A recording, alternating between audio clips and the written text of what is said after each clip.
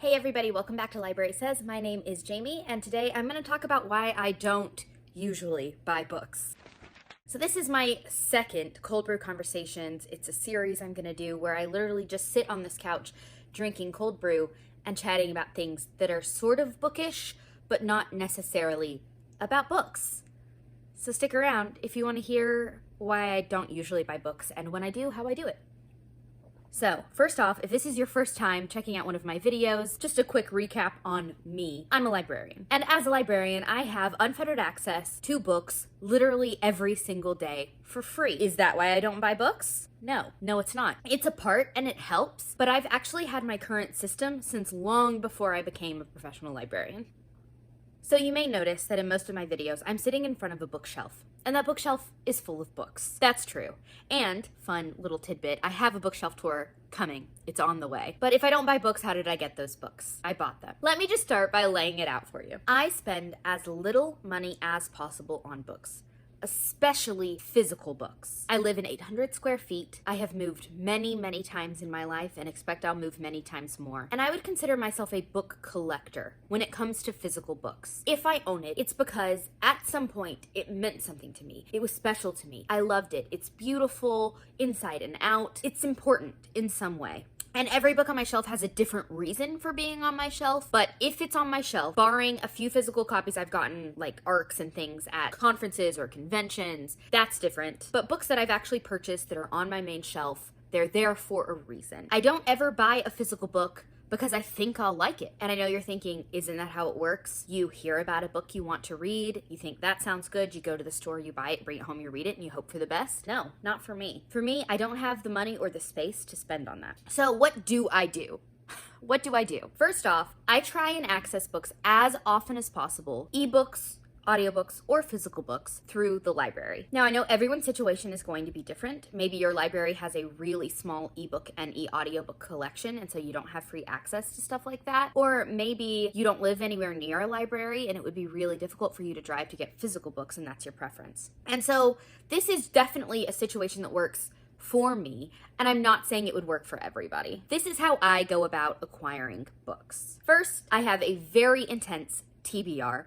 I will link up in the cards my TBR tag where I talk more about it, and that's how I sort of collect the ideas for books I want to read. Once a book is out, it's available, it's out in the world, and I can read it, it is accessible, then I look for it as an ebook or an audiobook. I do occasionally bring physical books home from the library. I am surrounded by them all day. But I find for me it is the least efficient way to read books, and as I am a prolific reader, I read a lot, I read always, I want it to be as efficient as possible. So I either listen to it on audio, which I can listen to in the car, while I'm doing chores, while I'm cooking, and at work when I'm sitting at my desk, not interacting with patrons, or as an ebook, which is always in my pocket, in my phone. I have the Kindle app on my iPhone. I can pull it out when I'm waiting, when I'm at lunch at work. I don't have to remember to have that big physical tome with me because I just have my phone. When I'm laying in bed at night, I don't have to have the lights turned on to be able to read my ebook. That's not to say I don't love physical books, because I do, but we'll get to that in a second. So let's say my library doesn't have the ebook or the e-audio. Then what do? I have Audible and I have Script, which I consider worth the money, but that would be completely dependent on you. And I know you're thinking like, then you're buying those books. That's true. That's true. I am occasionally buying audiobooks, or I also occasionally buy ebooks if it's something that's not available through the library as well. But the important thing here for me is that I'm not buying a physical book that is then sitting on my bookshelf. Generally, ebooks are cheaper than physical books, not always, but generally. Or audiobooks, I'm almost certain to get through an audiobook 1,000 times faster than a physical book, because I just have more opportunities during my day to listen than to sit down and read. Now, this is the part where I get to my physical bookshelves and the physical books on those shelves. How did I buy them if I don't buy books? This is the thing that I do. My birthday is in the summer, so middle of the year. And then Christmas is at the end of the year. Now, this is coming from a place of privilege where I get presents, I get money at my birthday and at Christmas. But I think even if that's not the case, this model can work for you, where I only buy physical books twice a year. And I try and ask for books for my birthday and for Christmas, or use money I've gotten at those times.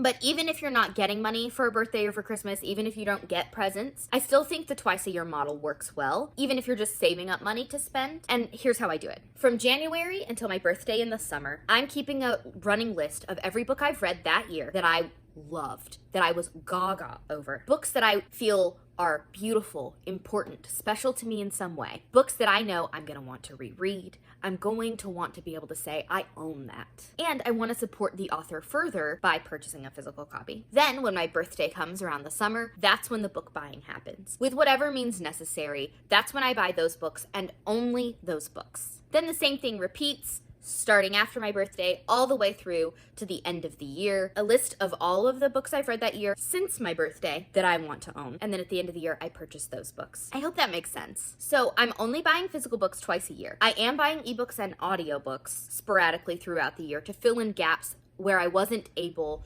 to access that title for free through the library. So here are some takeaways from this, I think. 1, always check your library if you have access to a library. Ebooks, audiobooks, or physical copies. Also, did you know that you can make recommendations to your library for purchases if they don't already own something? I would investigate that. Information is probably on the website. 2, don't buy physical books you haven't read. I know this goes against the grain, it's not so intuitive.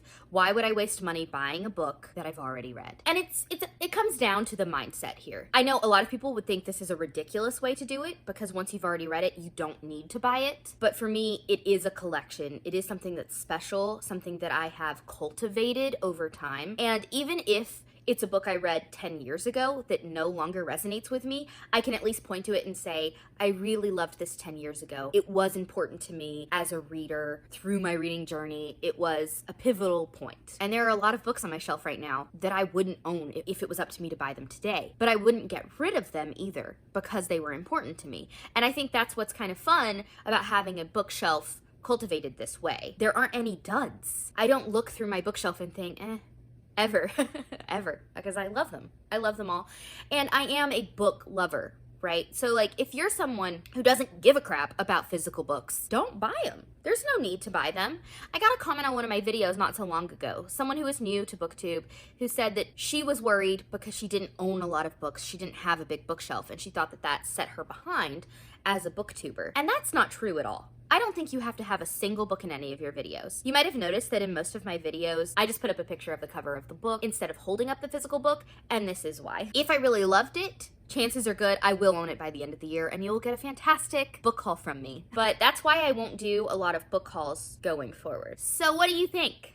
What do you think about that? I know it's highly unusual, and I know most people don't do it this way. And maybe you think it's dumb to only buy books I've already read. That's fair. That's totally fair. I would love to hear your thoughts about my system, but I would also love to hear your system. Are you entirely a physical reader, and so you only buy books you've never read? I would be interested to hear about that, how you do it. All right, so I guess that's a wrap on my second cold brew conversation. Basically me just telling you about how I do things. Maybe that's what this series is going to evolve into. How I do blank. Hopefully you got something out of it. You thought it was interesting. Strike up a conversation with me in the comments below because I really do want it to be a conversation where we chat back and forth about whatever these topics are. And I guess I'll catch you guys in the next one. Bye.